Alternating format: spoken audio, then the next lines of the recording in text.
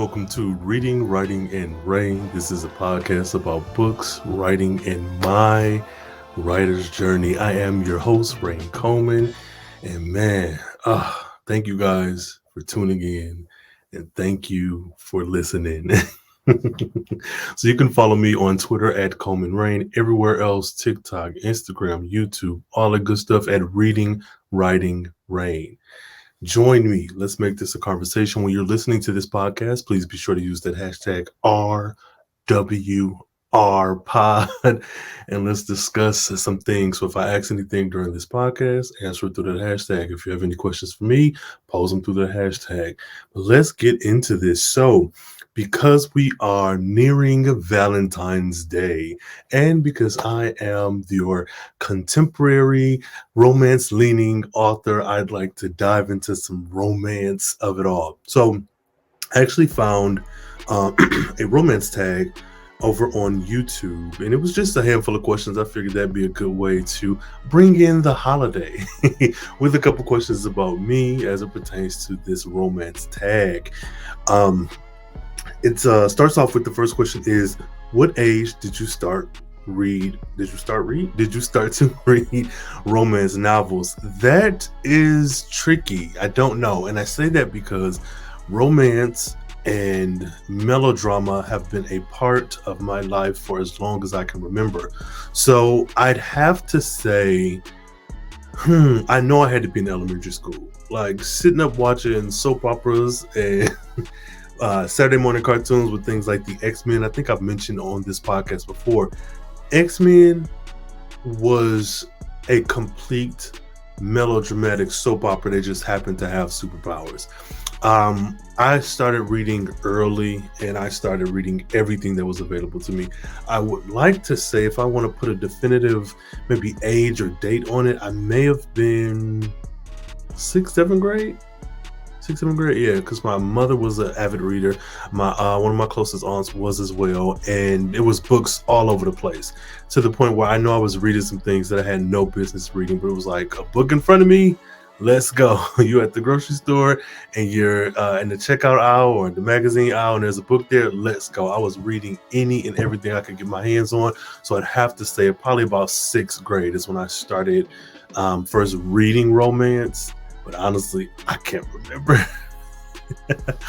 Let's see. Second question is, if you could pick one hero to meet from your favorite romance novels, who would it be and why? I don't know, because I feel like when it comes to heroes, quote unquote heroes, I don't really have any, because even I like flawed characters. So even the folks who may be the quote unquote hero, I like them to have a little bit of backstory, a little bit of drama and all the likes, but I cannot pinpoint a single hero in a book that I would like to meet. Maybe Basil Henderson from E.Lynn Harris's novels, his whole novel series, perhaps.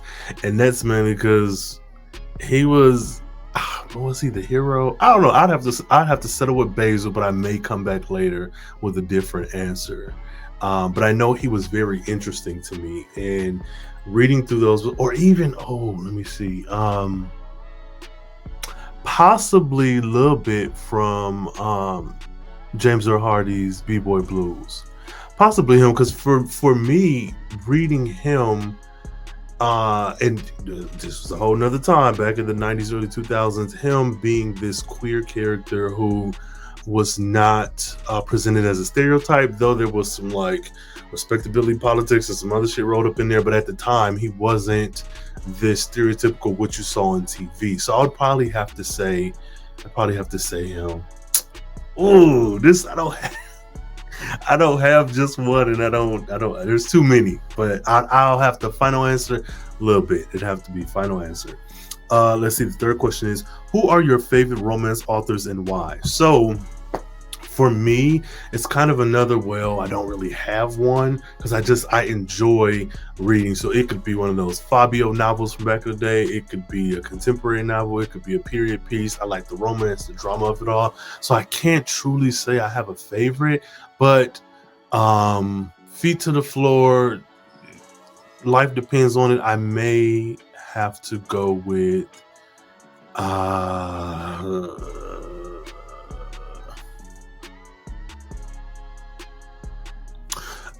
well, I'll just stick with E.Lynn Harris and Jerome Dickey, and that's twofold. So for me, again, being a queer kid way back in the day, growing up and reading was one of those escapes that I had. It wasn't a whole lot of, I ain't gonna like blame it on bullying or terrible kids or nothing like that, but I do know that in the media that I consumed, there was a very clear divide as to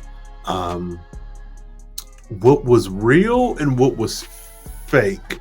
And and I say that because, again, when you got queer people on television back in the 90s, 80s, 90s-ish, what I was seeing was the very special HIV episode, or the funny queer token character, or white queer. And so through these books and others like them, I'm sure there's a slew of others that I'm not even remembering right now, you were able to get a peek into characters that, even if you say they were similar, if not the same as the ones on television, they were at the very least written by people who shared that same experience. So with an E.Lynn Harris novel, I got the Black excellence, I got the HBCU-ness, I got the queerness, I got the Black love, be it heterosexual or homosexual, but a lot of his characters who happen to have been gay, queer, and the like were represented and presented to me unfiltered, because it was through a book that wasn't like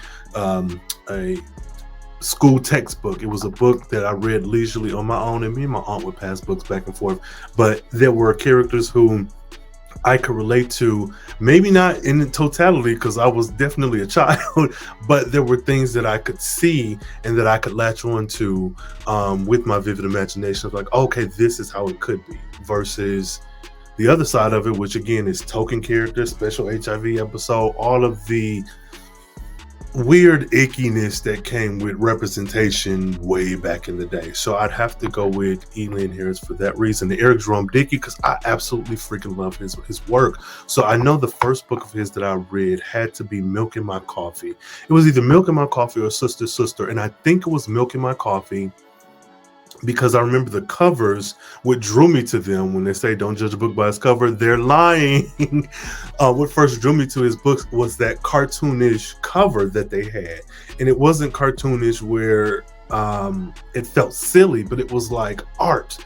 And I remember the Milk in My Coffee, I want to say, had a blue cover with the cartoonish heads, disembodied heads on it. And then Sister Sister, maybe he had I want to say it was red, but on the hardback that I had, it was yellow. Either way, that's neither here nor there. One, it was the book's covers that drew me in. And then two, the story, seeing this black man with his locks and his big old wide smile on his face on the back of that book, like, that was enough for me at that age. And then reading it and feeling as if kind of discovering that this is what I want. This is what I want to do. This is something that I had already been doing at that time, is like writing stories, comics, prose, not all that good stuff, but like being exposed to E.Lynn Harris and Eric Jerome Dickey and their work. And then they even, sidebar, had I gotta remember what it is. It was an anthology novel where they both wrote an entry. It was them and I want to say 2 or 3 other black men, and I have to look this up, and if I can remember to do so, I'm going to add an image in the YouTube version of the podcast. But there was that book where that was my like earliest memories of like an Infinity War, Endgame, all of that. Like to see 2 authors that at that time I was already heavily invested in a book together was like mind-blowing for me.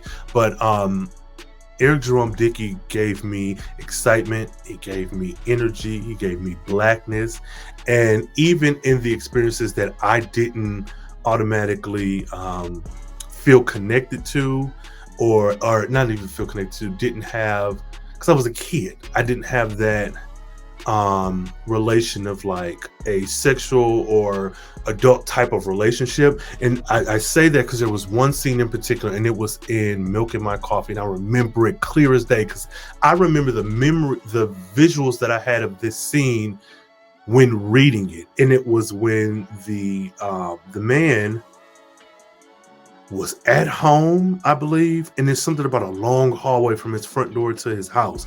And I remember the girl, and I say the man and the girl because I can't remember the names right now, who the black girl he was dating or was recently split up with, she came in the house, and I think they had sex right there in the bed, and then like she left because they were not on good terms, but I think she just wanted to have sex. And I was like, whoa, and it wasn't distasteful, it was well done writing, but I remember reading that and being like, oh, you can do this? You can do this with words? You can do this and get published? Like, this is what, so, bruh, ever since then, so that's my long roundabout way of saying E.Lynn Harris and Eric Jerome Dickey are both two of my favorite artists who captured a black experience, a particular black experience in their books, in their work, that I immediately gravitated to and found solace in like escapism.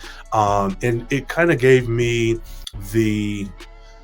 maybe those first inklings of like, you're going to do this, you can do this, this is an actual career. Like, I didn't think books magically appeared on the shelves, but I think back then didn't consider I wrote stories, but like, oh, that's all they are, stories. Because a lot of times back in the day, I'll say, when you are pursuing something artistic, be it African studies, be it creative writing or whatever, the cards were stacked against you depending on your environment. It was like, that's not a real job, you're gonna do that. So I think reading their work and consuming so much of it was kind of that through line and amplify that voice in me that was like, you can do this, you enjoy doing this, let this be what you do eventually, so I'd have to say those are my two faves.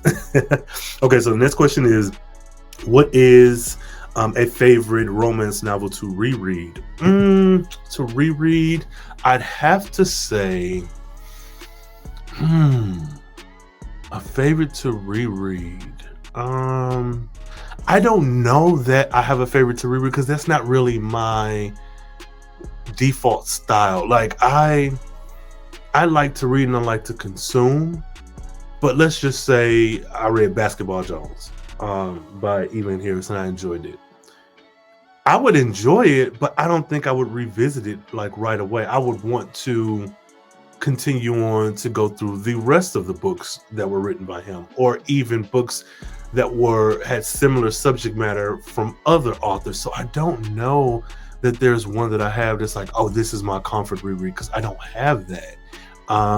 That may be kind of odd. If that's odd, let me know in the comments if that's weird, or even if not that that's weird, what is your comfort romance reread that you normally are revisiting? And if you have any suggestions, let me know, because the more I think about it, I think I'm kind of limited at the works that I've consumed, because I read a lot in a lot of different genres and a lot of different authors. So, but I can't say that I have one that I just have to reread over and over again. And if I did, I think it'd be more or less maybe an audiobook version, because I love to read and I like to consume literature, but I think when it comes to a well-crafted, well-done audiobook, that's something that I'd probably revisit, to hear the emotion and passion in that person's voice while they're giving it this performance of a lifetime.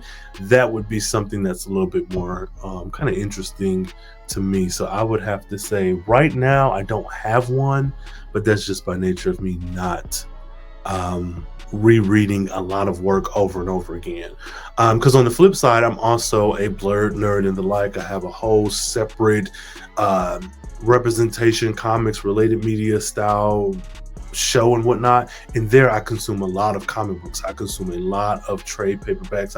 I consume a lot over there. And so maybe that's part of the reason why I don't reread a lot. Because if I have to read, let's say 2 or 3 issues of a, I don't know, X-Men comic for a show or something, I'm going to read those cover to cover. I'm going to graft those books onto my DNA. So I'll rarely ever revisit them, because once the show is up and done and the conversation has been started, I may go back and look at a page or two to, like, I don't know, get a screenshot or something, but I don't really, there's not really, I don't know. I guess, you know what, if I have to say something, though I haven't done this but one other time, and that was for a different podcast, I'd have to say maybe 7 Days in June. Because I enjoyed that book, and I think I'm still learning what tropes really speak to me. And that second chance of it all, though I don't think it was a perfect book, I enjoyed a lot of it. But that second chance romance is something that I think couldn't be done poorly just as easily as it could be done well. And I think 7 Days in June did well. And so if I was to revisit one, that would probably be the first one that I would, like, actively sit down and reread to get all those feelings again. But final answer. That's my final answer. So let's see what else. What book would you recommend to a non-romance reader? Non-romance reader. See, and that depends too, because I think a lot of times book suggestions, and even suggestions in general, could be maybe tailor-made. So if you are definitely into action and adventure, and you want some romance in there, I would go with that Gideon series from Eric Jerome Dickey. I would definitely go with that. But, like, let's say you y'all, I'm going through it over here. I would say, what would I recommend? This would be so much easier if we were talking about comic books, bruh. So much easier. But with novels, I think it would come down to, what do you want to consume? Do you want something that's heavy? Do you want a series? Do you want something that's just, like, I don't want to say a mindless read, because I feel like that may be a bit insulting, but something that you don't have to put too much thought into. Like, it's just when Harry met Sally, and when Sally and Harry got married, and the drama in between. So it varies. But I'll say my own works of fiction, my very own works, is what I would recommend to a non-romance reader. And I'll do that smugly, knowing that I'm going to get a couple books out this year, 2023. So that will be my final answer. My own books. Any book by Rhayne Coleman, that's what you should pick up as a non-romance reader.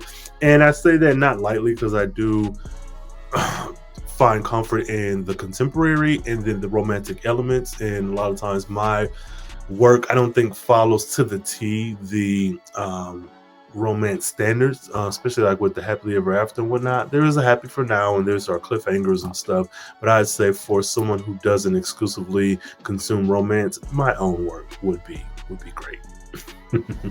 Okay, so let's see. And lastly, which is your favorite contemporary, suspense, or historical, and why? I would say contemporary for me. I like the real world, everyday, and I like the interpretations of different people. So you could have a white woman in Vermont who grew up on the wrong side of the tracks with a pit bull, and she would have a different story than, like, an Asian woman in a wheelchair who is second generation American and living in Southern California. So I like contemporary because you get so many, and I mean, that's true with any story, because no two stories will be the same. But I think with contemporary and focusing on the now, that just speaks to me a bit more. Now, let's say I'm consuming some, like, TV movie media, I may skew towards a period piece, like a historical retelling or something. But then that also depends on who wrote this, where is this from. But I'd say contemporary,